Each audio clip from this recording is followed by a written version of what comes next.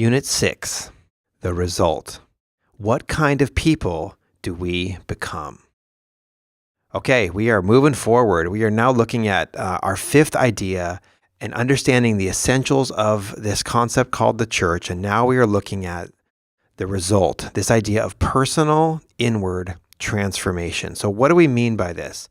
Well, it's the idea that in Christ, we're not just forgiven and accepted. It's not that we're just tolerated, but we are transformed. We have a new heart, new desires, and the Spirit of God is actually indwelling us, is living inside of us. So we're not just redeemed and then that's it. No, there's a transformation process. That's the result. When we are part of the church, we become different people, and it is not through our good works or any of that. Works have a place for sure, but it is this inward transformation of the Spirit of God in us that changes us from the inside out. That is the key idea that we're looking at here. Paul talks right to the same idea as he's kind of contrasting the difference between an ethnic Jew and a true Jew is one of the heart, or that is someone whose trust is in God, regardless of their ethnicity or their background. Here he says in Romans 2:29, the first part, he says, "But he is a Jew who is one inwardly, and circumcision is that of the heart, in the Spirit. It's not in the letter or the law." So he's focusing right on this idea of transformation. The true Jew is the one who has the Spirit of God. That's the true person that God has been building up. It's not about the people group. It's about the kind of person that we are inwardly. And that person is one who is being changed and transformed by the Spirit. In Romans 7:6, he says, "But now we've been delivered from the law. We're having died to what we were held by. We're no longer bound to that, so that we should serve in the newness of the Spirit and not in the oldness of the letter."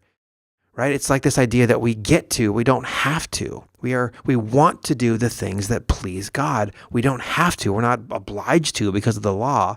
We want to. We desire to because the Spirit of God has given us this new heart. In 1 Corinthians 3, same concept. "Do you not know that you are the temple of God and the Spirit of God dwells in you?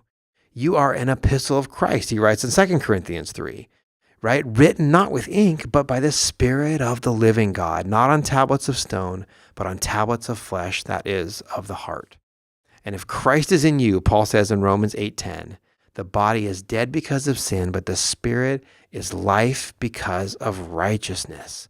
And he summarizes it nicely here in Romans 8:14, "For as many as are led by the Spirit of God, these are the sons of God." It's not about ethnicity. It's not about background. It's not about works.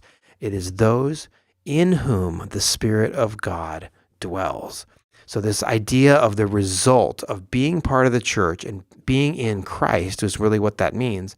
We're not just forgiven. We're not just, God doesn't look and say, "Okay, you're good." No, there's a transformation that undergoes, and we become new people because we've got God indwelling us, which is a tough thing to really grasp sometimes, but it is a clear teaching of the New Testament when it comes to being in Christ. So this idea of personal inward transformation is key. And so now we're going to build on that, our last and final unit. As we look at the church, we're going to take a look at the call. And that is answering the question, what is our mission?